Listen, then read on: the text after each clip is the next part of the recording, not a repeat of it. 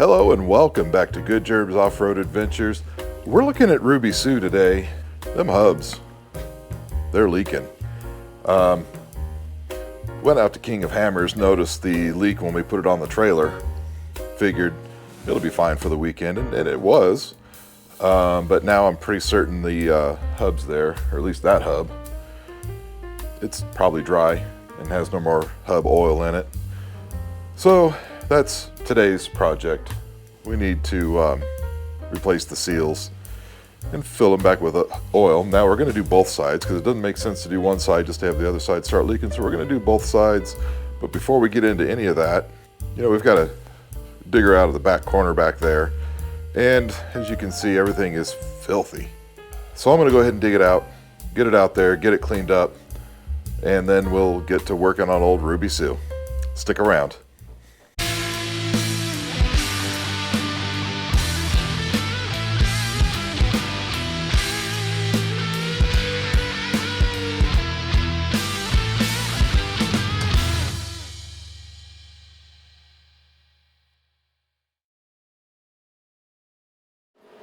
Well, I've got Ruby pulled out. She's all cleaned up and, well, ready to be worked on. But, you know, I got a little carried away when I was cleaning that one up. So I went ahead and cleaned up everything else. Spent the rest of the day just washing quads. Sure. All that is my way of saying it's about a week later since, you know, just a few seconds or half a minute or however long ago it was when I told you what we were going to do. Anyway, we're going to go ahead and get down here, have a look now that we've got it pulled out, and it's been clean for a week. And you'd have thought maybe that all of the hub juice would have come out of that hub, but no, it's still leaking. And you can see it sort of there. And it's not the O-ring that's leaking, it's actually leaking from behind and coming out and going all around and leaking off the back side of the wheel.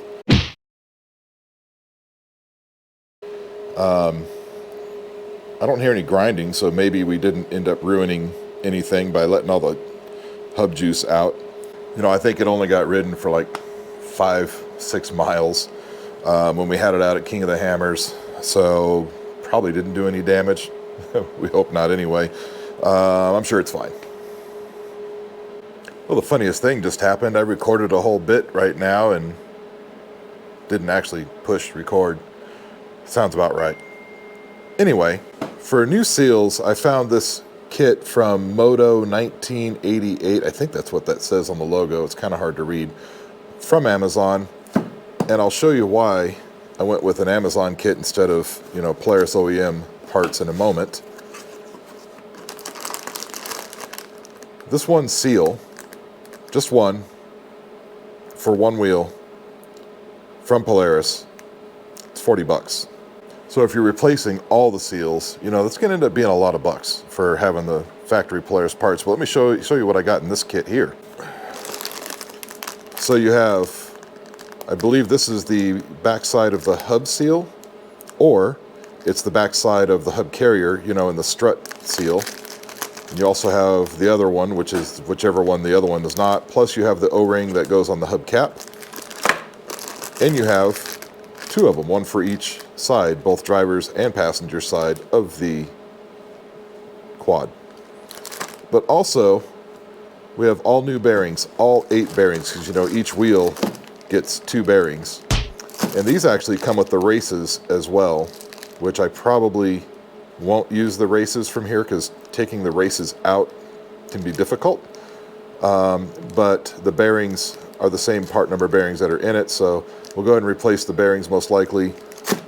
The whole kit, I want to say it was like 22 bucks from the Amazon. Now obviously you have to consider where this kit came from. But you know, I checked the reviews out and people said it worked fine on their Polaris Sportsmans that they did things on. So I said, sure, we'll go ahead and give that a try.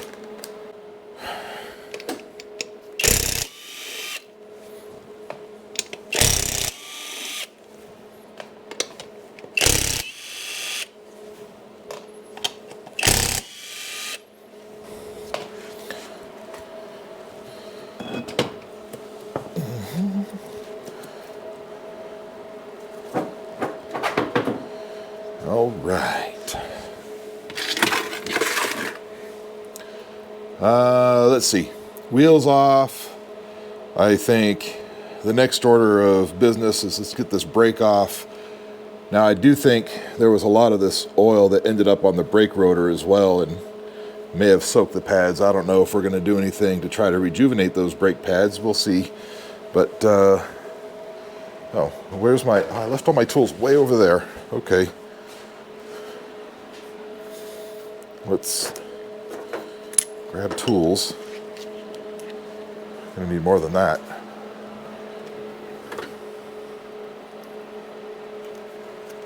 Okay.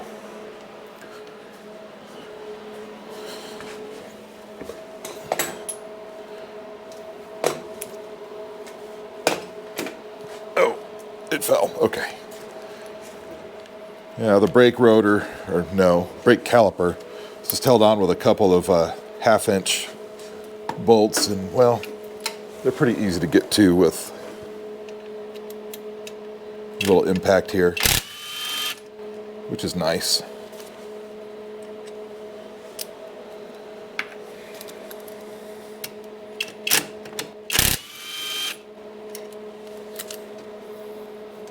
There we go. That can come off. And I wonder if these brake pads are soaked. And they're fairly new. They don't have a lot of miles or whatever on them. So I'm hoping that they'll be fine.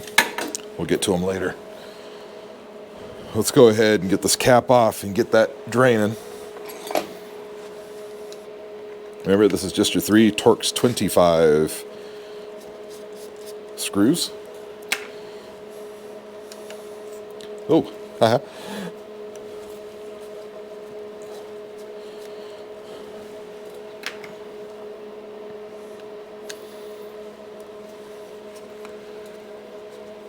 I am kind of wondering a bit if this O-ring that's in here is bad. Because interestingly, what I'm not seeing is a lot of juice on the backside. Interesting. But we did have it leaking down the backside of the wheel, but that would make sense. It may just be this out here. Maybe we don't need to do the whole, all the seals and the bearings. Well, let's pop this off and see what we see.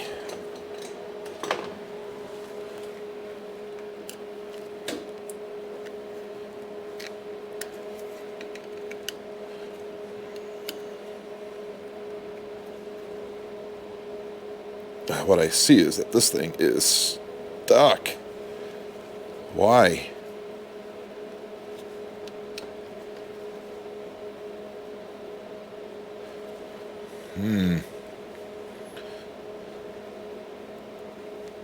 Here it comes. Goodness.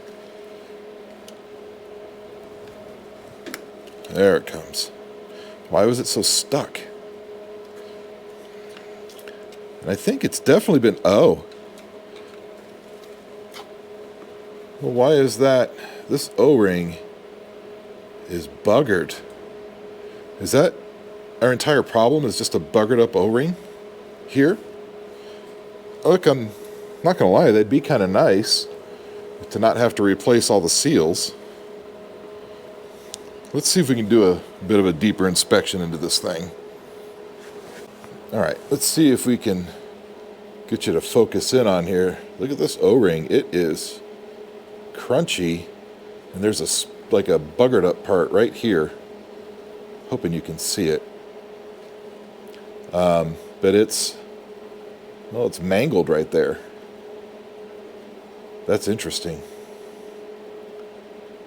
Let's clean this up. I've got obviously more O-rings, but I also have more O-rings even put away. Yeah, this O-ring is mangled, and I know it's not a very old O-ring. Well, that might just be all of our problem. I don't know. Okay, so in here you have 2 seals. You have a seal on the back side of the hub carrier where the axle goes through. There's also bearings in there, but there's a seal on the back side of this hub carrier. And I'll be honest, I don't think I see any signs of leakage there. And then there's another seal on the back side of the hub itself. And I don't think I see any leakage there either. We did see fluid on the back side of the wheel. You know, we saw that in the intro. But honestly, I think that's because it's been leaking along here. And this is where the wheel mounts. You can see we have fluid behind it. So, do we have a hub seal problem? I'm not real sure. We have new seals. But I think the bearings are fine. This rotates nicely. It doesn't feel like there's any contaminants in there, so we just had a leak where stuff was getting out, but stuff didn't appear to be getting in. So right now I'm just debating, do we just do the seals that are on the back side of just the hubs themselves? Well, let's just go ahead and take this hub off and just inspect it. All right, we have cotter pin.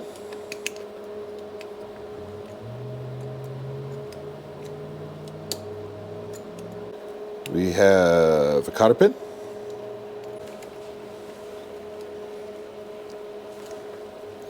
We still have the cotter pin. Let's just twist it on out of there. Sure. Yeah, that worked. Why is the easiest thing the hardest thing?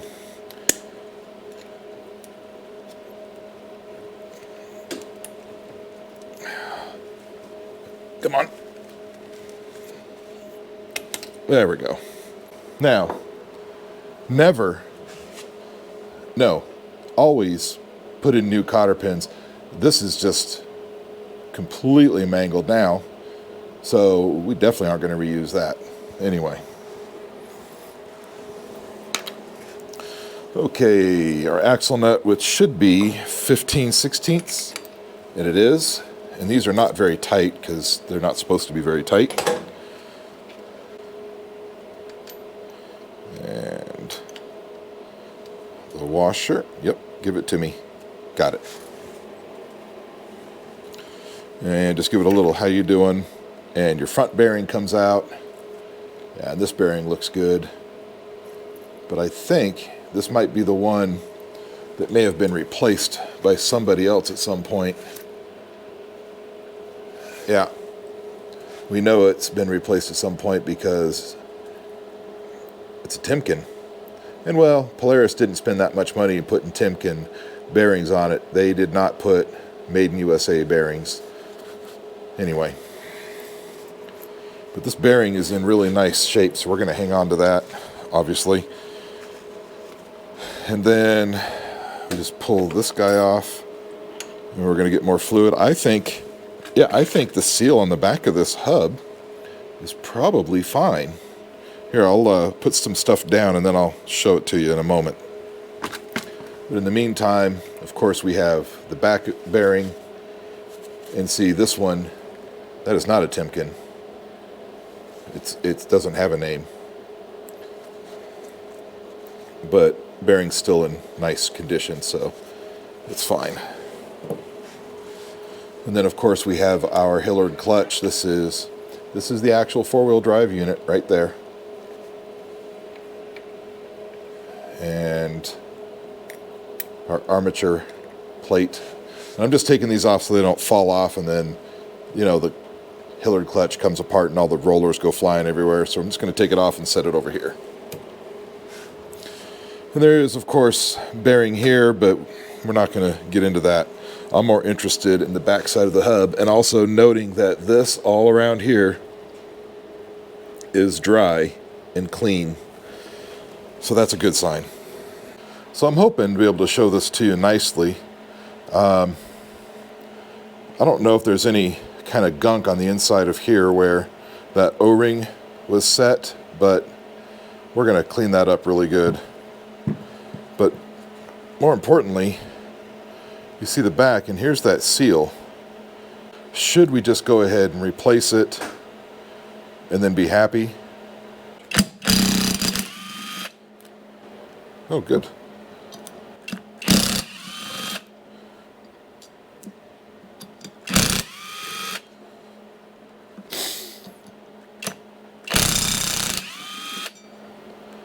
Lovely. Oh yeah, there we go. That's a better view. And now we can see the entire seal. And this looks to be correct. And like I said, I'm just wondering, this is still doing the job. So do we want to replace it? Or just wait until it fails and then replace it later? So I think we've just got really lucky here, and we don't have to replace any of the actual hub seals or anything. They're in good shape and they have not been leaking. So I've gone ahead and I've just cleaned up the internal bits of the hub on both sides is what, you know, as good as I can. I also took the disc brake rotor off, cleaned it really nicely, made sure there's no debris on it, or oil, more importantly.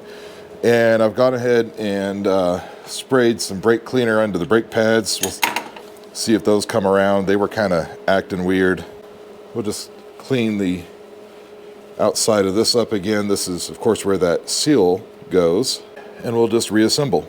Now, I've done this a few times on the channel, but in case you've missed all the other times that I've done it on the channel, we're going to do it once again on the channel. So, first thing we have to do, make sure that bearing goes back in there. We're going to take our Hillard clutch, and it just sits right back up in there like that. Not fancy. Take a bearing. Yep. If you're putting new bearings on, you're going to want to make sure you've soaked, well, all this, the clutch, all the bearings, you're going to want to make sure you've soaked that stuff in the fluid. And we'll talk about that fluid in just a moment. Okay. And then we go ahead and we put the hub back on. That's still nice and smooth. Put our outer bearing.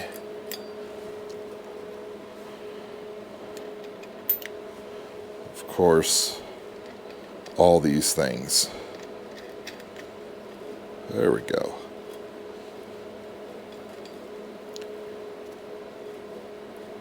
And you don't want to go too tight. Like right there, that just bottomed out, and that's fine. Before we get too much farther, I'm going to go ahead and put the brake back on so we have the ability to lock the brake to do torquing.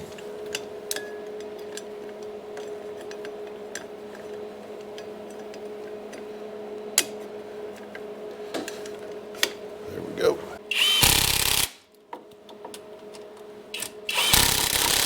Now, for the torquing procedure.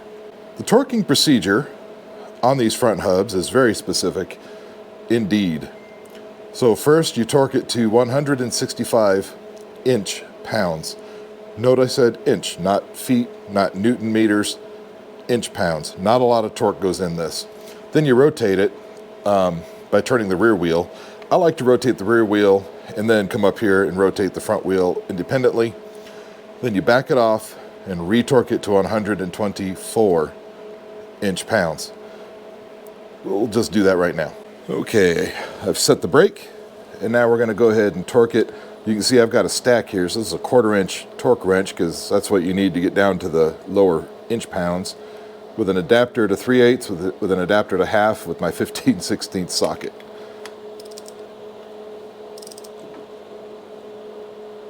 There we go.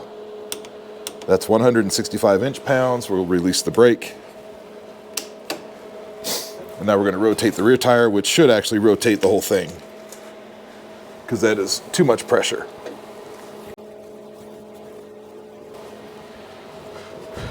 And this is a procedure just to get things to set. And see, it turns, but it's not free turning. Okay, so now we're going to back this off.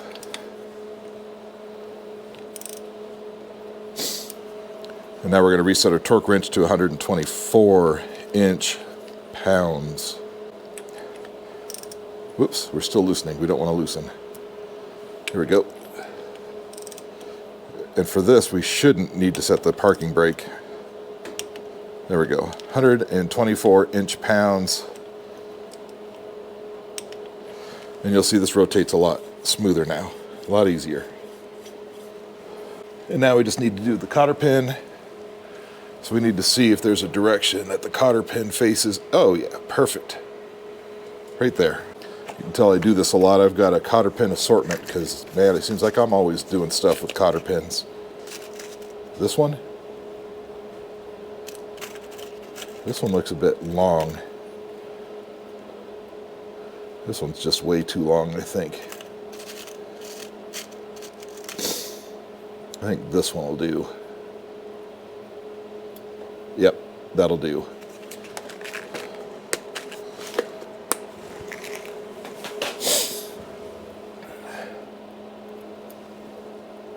I'm going to put it up from the bottom though, for no reason. And I think I've also said, I don't know what the right way to do this is. From the factory, they kind of bend one over that way and then they kind of push one in. Sometimes they wrap it around. I've not seen it real consistent. But I'm sure that'll do just fine. Just want to make sure that there's nothing that's going to get caught with this thing going on. No, that'll be fine. Let's once again, just wipe the inside of this hub. We're going to put a new O-ring and we don't want the O-ring to be catching on anything. Let's get this old O-ring out of here. Yeah, that thing is just, let me see if I can. There's our culprit right there. I don't know if you can see that. That is no bueno, senor and senores. Okay. I'm going to take the new O-ring and I'm going to try to get some oil on it. There we go. And this may be the step. Maybe this is what I didn't do last time. Maybe I didn't put oil on it to lubricate it going on so we didn't tear it. That could very well be.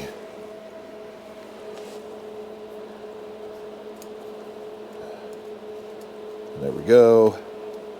So now we're just going to put it on.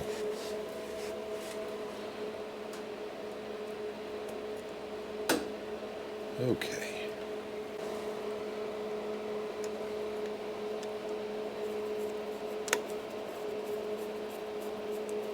All right, now, again, I know I've showed this a few times. I'm not going to run all these in snugly to start. Just going to get them until they just touch the cap. And then now what I'm going to do is, I like to just give a few turns on each one of these and just work my way around. 3 turns, that's probably good.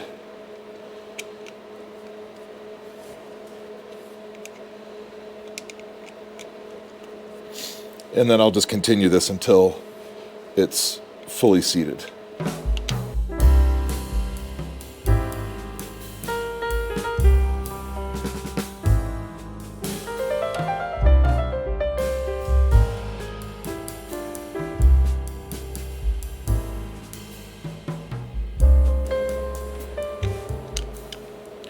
And you don't need to put a whole bunch of, torque on these. Don't do it till your wrist pops. That O-ring is what seals the oil to keep it from coming out, not how tightly this is installed. So you just want to run these down till they stop, and that's good enough.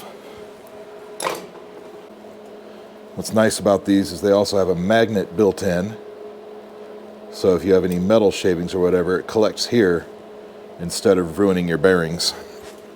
Now for filling the hubs and making sure you have the right amount of juice in there, there is another very specific method and procedure to follow to do that.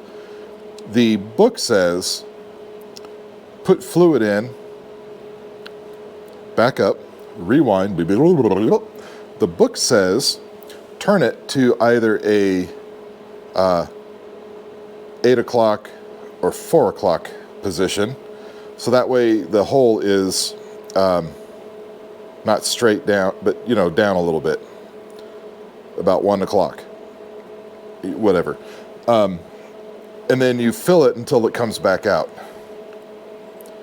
It's very difficult to fill uphill, to fill a hole uphill. It's difficult. So what I like to do is make the hole straight up, which is a noon o'clock position or midnight o'clock, depending on which, you know what I mean, and fill it, overfill it, to be, you know, honest. Overfill it, put the plug in it, rotate it a few times to make sure that oil gets down into the bearings, then take the plug back out, then move it to the, 1 o'clock less than sideways, so 8 o'clock or 4 o'clock, depending on if you're looking at it or the clock's looking at you from the clock's point of view. And then once the drizzle just kind of stops, then rotate it back up, put the plug in, clean it up, and then we should be good to go. For fluid, we're going to use this Polaris demand drive fluid. It used to be called something else. I don't know what it used to be called, but now it's called demand drive fluid. Now, Polaris has many different types of fluids. Just to make sure you're confused, they name them not at all what you'd think they'd be named, except for the engine oil. The engine oil makes sense. Transmissions don't take transmission fluid. They take something called AGL, which is what I call an annoyingly expensive gear case lubricant. I don't know what the A stands for them, but it's a gear case. It's the transmission fluid, and it's purple. Then you have angle drive fluid. The angle drive fluid for Polaris means anywhere you have a ring and pinion gear that is in a separate gear case that is not switchable on and off for four-wheel drive. Good example, Billy Badass, the 700, has engine, then it has a transmission, and then it has a separate rear gear case that is driven by a small drive shaft. That is a straight angle drive gear case, so that gets angle drive fluid. Then you have demand drive fluid. Demand drive fluid is the fluid that goes into any gear case that has the actual demand four-wheel drive system. So Billy Badass, the 570s,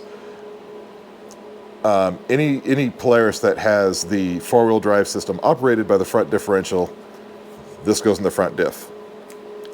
Now, Ruby does not have that. Ruby, of course, has the four-wheel drive system operated at the hub. So the hubs get the demand drive fluid, and the front diff on this gets the angle drive fluid, which is pretty much just gear oil. But anyway, I think that's enough lesson on all of the different fluids and why they make no sense. We'll just fill it up. All right, so I like to use this big syringe, and I just fill it all the way up with the juice. I know it's not going to use it all, but we can put it back, what we don't use. So we're just going to insert into the hole, and we're going to push kind of slow. We don't want to shove it in too quick. It will come back out at us.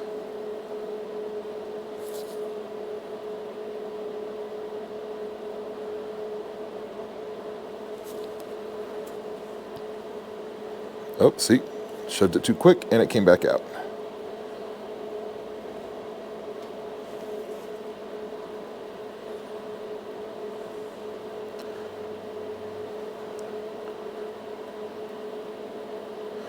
It's also made difficult by that's kind of a small hole, and it needs to have some air to breathe to let it not, so you can fill it.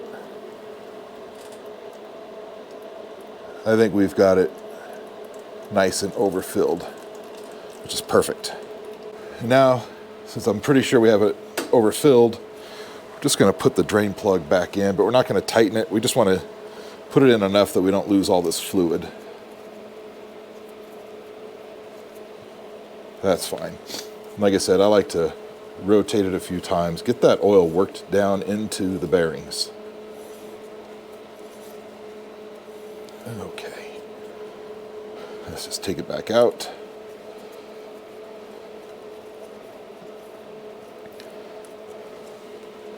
And now we're going to put it at, so that would be, if you're looking at it from my view, that's about 9 o'clock. So we're going to go a little past that. And there we go. Let it drain.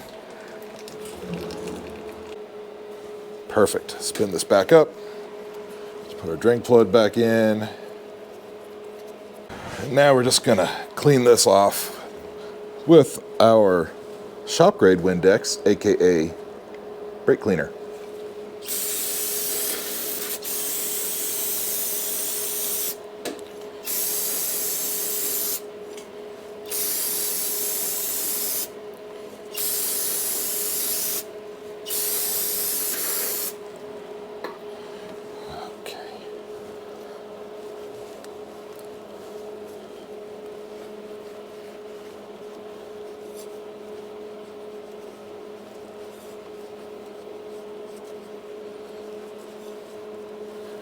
All right, that is looking snazzy.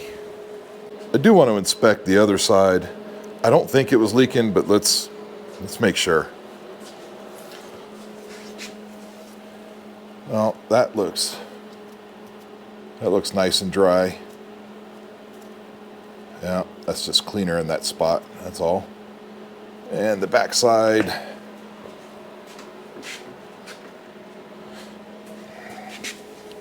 Well, we have signs of leakage back here, but not much.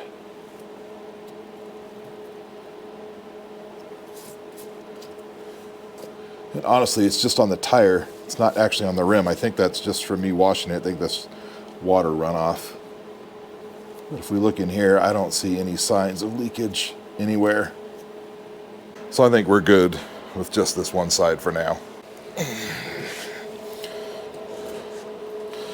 Okay, oopsie daisy.